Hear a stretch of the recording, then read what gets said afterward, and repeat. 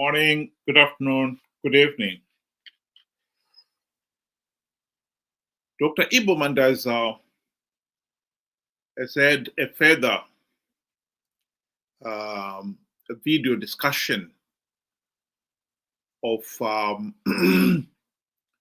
follow-up, if you want, of what he and his friends are proposing in terms of this National Transition Authority as the way forward for Zimbabwe. In this latest one,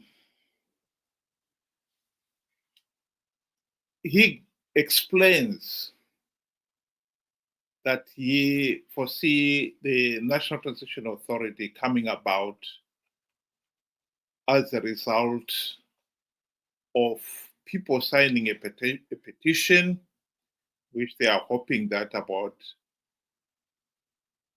8 million people will sign that petition.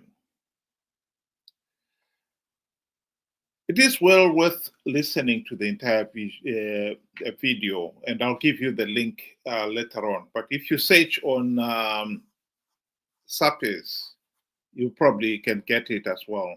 And that's the title of the video itself. SAPE Trust.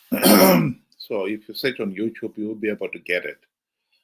But I'll just play a short clip of it, and then we can discuss some of the issues that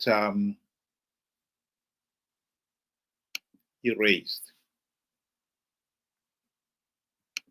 It does affect the whole country.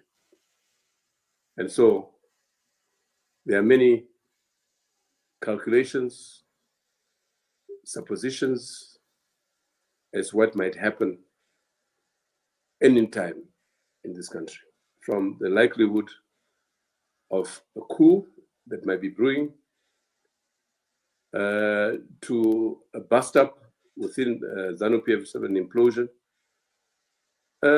to questions of incapacitation on the part of those at the top of the political ladder. So we thought today, the 1st of May, the date on which also we have just launched a petition, Zimbabwe First, a petition for a call for a national conference towards an NTA, that we should bring this team, members of our steering committee, to further elucidate you, the followers of this initiative, and indeed Zimbabweans were really interested in how we might just salvage the crisis which has gripped the country for more than 2 decades. As I said earlier, we have tried before with the National Transition Authority and failed in 2016, 2017. We thought that the coup might be the opportunity for such an intervention. And it might be that we may not fail again this time around. But I think it's important to note here that this is not the first time there are precedents in the history of transitional authorities in Zimbabwe, even though they were not called such. The most significant one is, of course, the Lancaster House of 1979, which ipso facto dissolved the Zimbabwe Rhodesia or Rhodesia Zimbabwe government of the time, which led by Mzorewa and Ian Smith, dissolved their constitution of 1969, or whatever the constitution was, and dissolved whatever parliament there was. And although it was only 3 months between the signing of the agreement on 22nd of December 1979 and the elections February 1980, it was nevertheless a very important transition in the history of this country. There's something similar in 2009, in the formation of the GNU, Government of National Unity, following the nasty elections of 2008, in which really there was consensus across the region, not to mention the country, that those elections were failed elections, and that therefore there was need to reset in the same way that. We can stop it there. Benjamin, welcome to the program. What do you think? Is this the new way forward? Thank you for having me on the program, and good day to our viewers. You know, from the last time we spoke about the proposed National Transition Authority by Mr. Mandaza here and whoever is involved, you know, and now I am glad that within this broadcast or stream that he did, he mentioned that to have such a formation come up or to achieve this, I can say it's a suggestion right now. There's certain conditions that need to be met, and the good thing is, like I said, he spoke about that this is not the first time Zimbabwe had, something similar to what they are proposing. And, I'm not well versed with the Lancaster agreement, but I know for sure about the most recent, the GNU of 2008 to 2009. And we have to look at what conditions, warranted, for us to form a GNU or a National Transition Authority.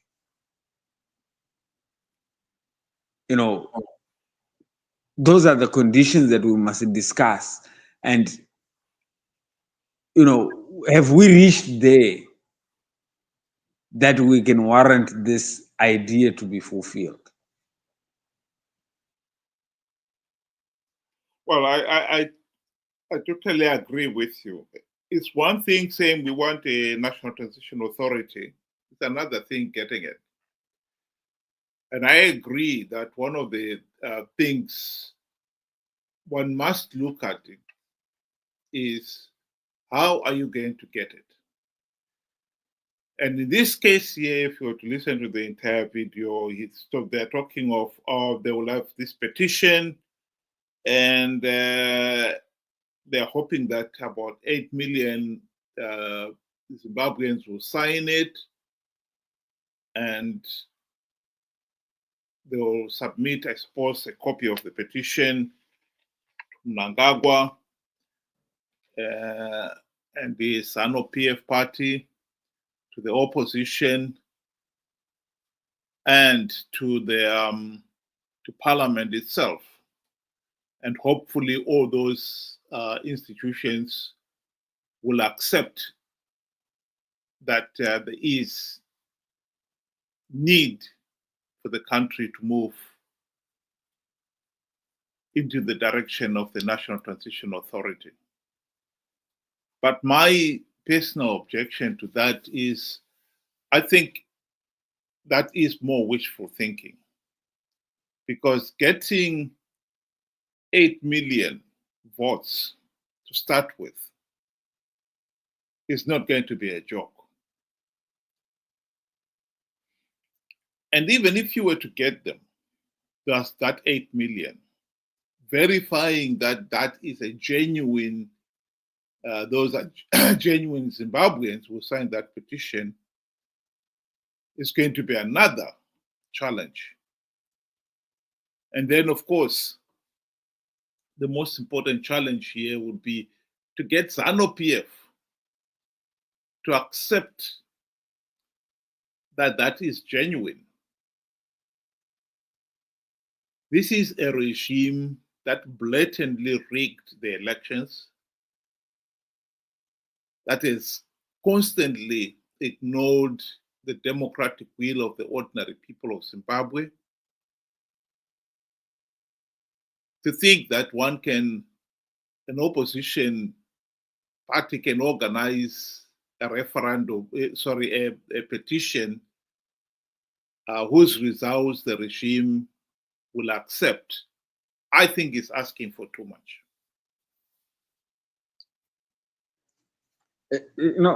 I'm not really worried about the numbers, really, to say, are they going to get 8 million? I think, a lot of Zimbabweans out there, are frustrated and, have just had about enough of the ZANU-PF shenanigans.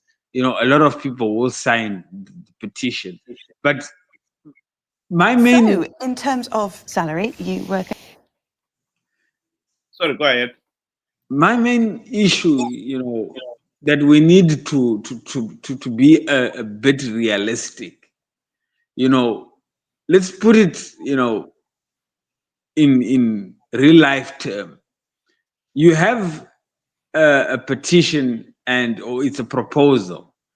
You go to ZANU-PF and you knock on their door, and you enter, and then you give them a petition to say,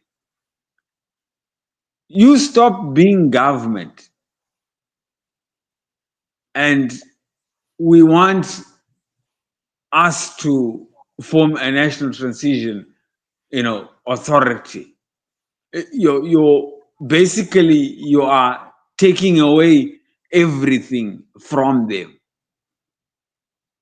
with absolutely nothing you have on them, nothing you have to offer them. Basically, you're just walking into State House and pushing out everybody, with this petition, and you expect ZANU-PF to buckle. That's not going to happen. I mean, let's be honest. ZANU-PF, as far as they're concerned, they were democratically elected in 2023. That is what they know, they feel, and that's how they see things. And by virtue of us participating in the 2023 elections, we gave them that right. We knew, yes, the elections were going to be rigged or they were not going to be rigged, but we gave into that the moment we participated in the process. So whatever result came, it became constitutional, became the government that we see today, regardless of whether they were rigged or not. By virtue of participating, this is why this proposal will not work. So when will it be able to work? A lot of people will think we're just being negative. The best position for me, I think, would be if ED Mnangagwa extends his term beyond what the Constitution stipulates. He is no longer government. He's no longer elected by the people. He's forcing his way through. Now you have something against him that can push for this proposal. As things stand, it will not happen. The other position is, if we demand reforms, is particularly electoral reforms, according to what SADC and all international observers stated, those are the recommendations that we want to be put in place before the 2028 elections. If he refuses, if ZANU-PF refuses to reform the system, and we do not participate in these millions, the 8 million do not participate, and show that they never participated and vent their anger, we have something against them again, and we can push for this proposal. So As far as I'm concerned, you cannot just walk in there. But if you have something against, and they have violated the constitution some way, you can push it.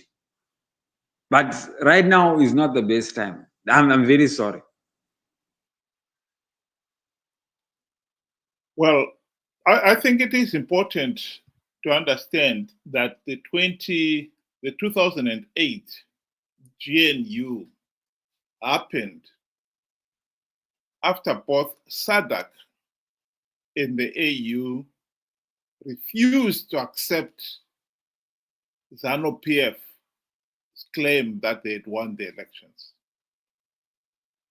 That is very important. We had SADC and the AU saying to ZANU-PF, you do not have political legitimacy. That is what forced ZANU-PF to accept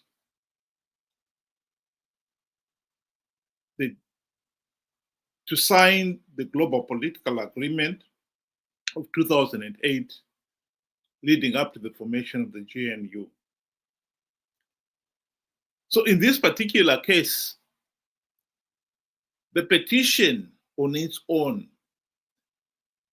would not persuade ZANU-PF to give up power. Because, like we've already explained, this is a regime that has been denying people of Zimbabwe meaningful say in the political governance of the country, and a petition which they will have played no role in, and which I don't think anyone can honestly say they can verify authoritatively, is out of the question. So the alternative, I agree with you, will be to create another situation in which both SADC and the AU would say this process is flawed and illegal and denies ZANU-PF political legitimacy. At the present moment, ZANU-PF has got the option of going ahead and changing the constitution, amending it so that the party can extend Mnangagwa's stay in office to 2030 without going to elections. That will require a referendum. Unfortunately, the referendum will not be supervised by SADC or the AU. And so, even if the referendum is rigged, SADC will really have no opportunity to say, no, the process is flawed. So on that score, we'll have a difficult challenge to say that the process is flawed. But if there were to be elections in 2028, and like you correctly pointed out, people do not participate in that flawed process, then SADC would have been supervised the process, come out with the same result as they did in 2023, that the process was flawed and illegal. I think this time SADC will deny ZANU-PF political legitimacy. So at the present moment, as much as we have the opportunity to get SADC to deny ZANU-PF political legitimacy, if ZANU-PF went the route of the referendum to amend the constitution to allow ZANU-PF to extend Mnangagwa's stay in power, I believe we'll have a serious challenge of how to deny ZANU-PF political legitimacy.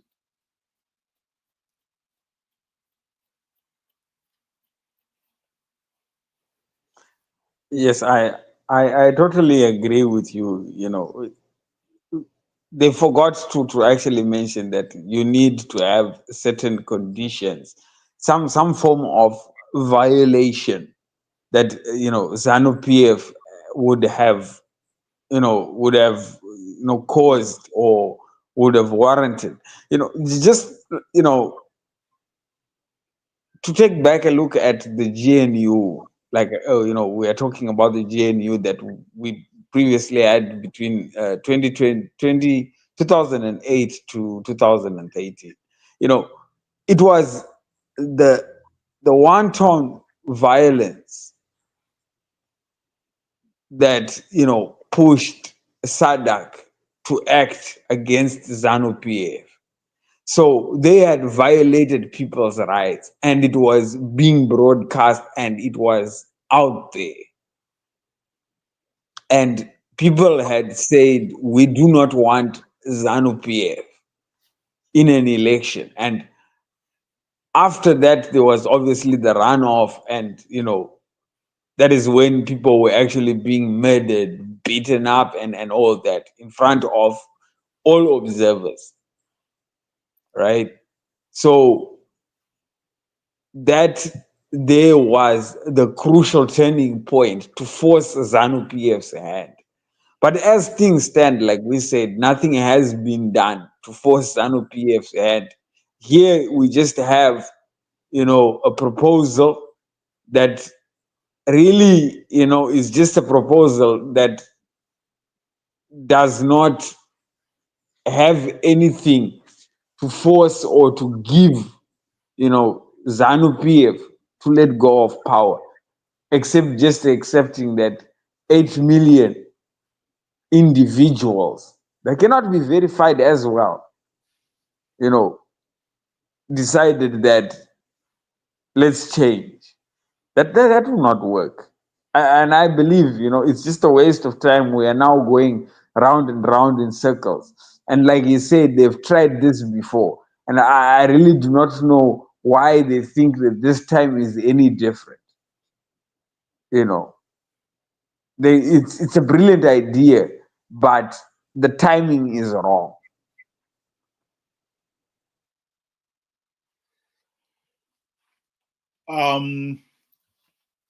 One other thing that I personally think is wrong with this proposed National Transition Authority is that they seem to be putting a lot of emphasis on economic reforms. As much as one accepts that the Zimbabwe economy is in serious trouble,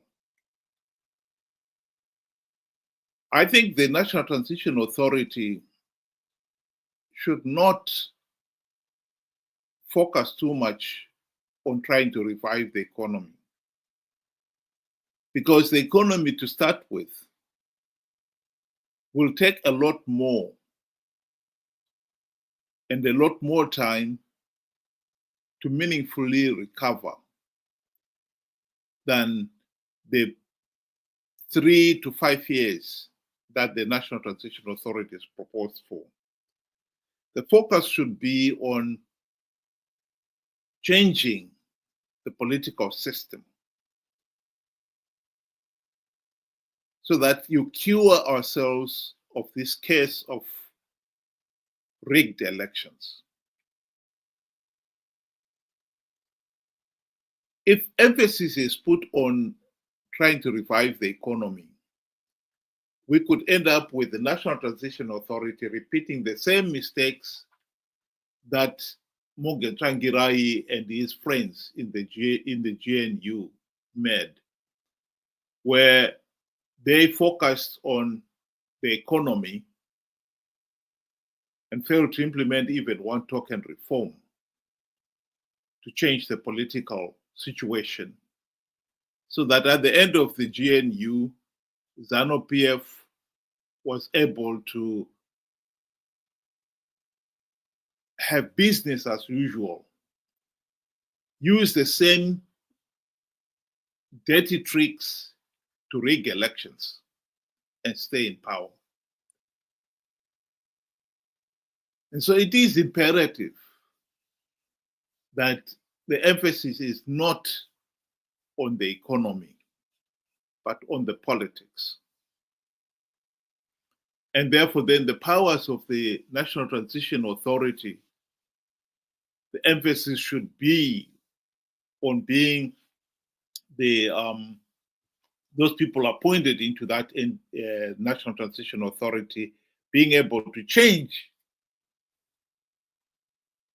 the way the government operates. And that should be the number one priority. Because if you take too much, you end up achieving, even if you do achieve meaningful political change and economic revival, as the GNU did,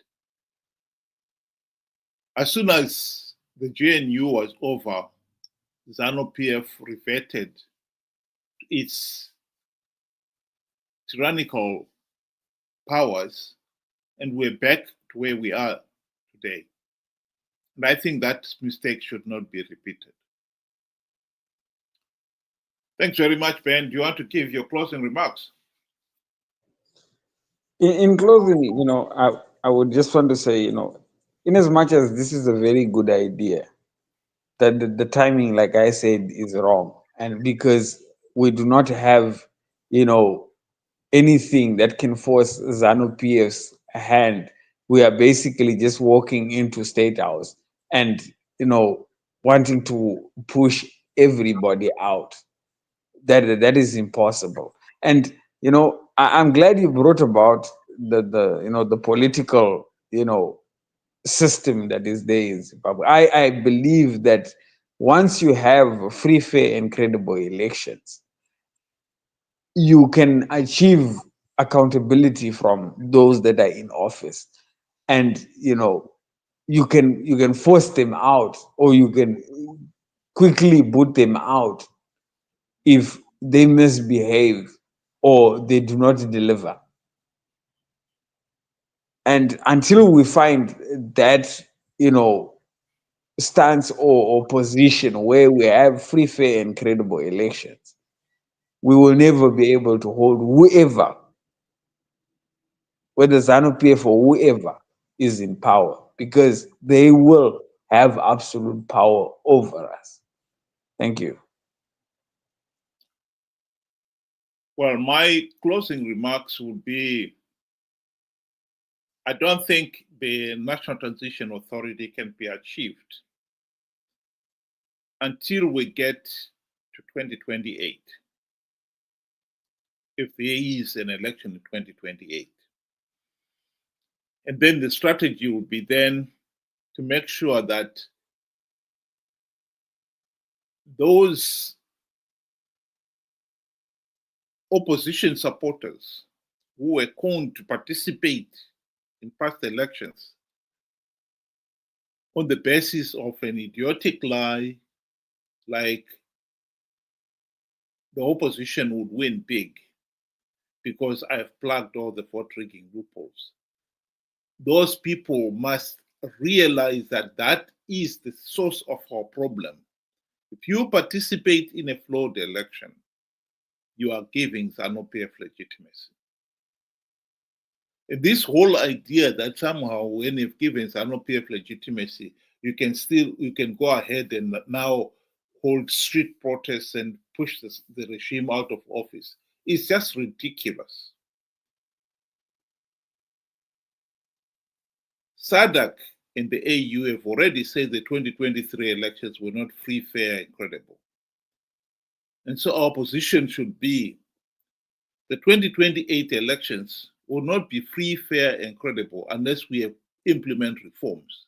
If there are no reforms implemented, why are we participating in a process that we already know is flawed, that we already know is illegal? If ZANU-PF tries to short-circuit that process by coming up with proposals to amend the constitution, although SADC and the AU will not be there to supervise the referendum, because I think from last experience in 2013, SADC and the AU did not come to witness the referendum process. Nonetheless, the people can still make the same argument and say a referendum that is being conducted after the last elections were held and they were deemed and they were found to be flawed and illegal, surely should have amendments or reforms implemented first to make sure that that process is cleaned up and the referendum result is the true democratic will of the people. So we can still use the same argument to force ZANU-PF to accept either to implement reforms or to accept that if you carry out the referendum without reforms, there is no way you can say that is the democratic wish of the people of Zimbabwe. Those are the conditions under which we can get through the National Transition Authority. Thank you very much, those who were able to join us. And thank you very much, Ben. And good night to everybody.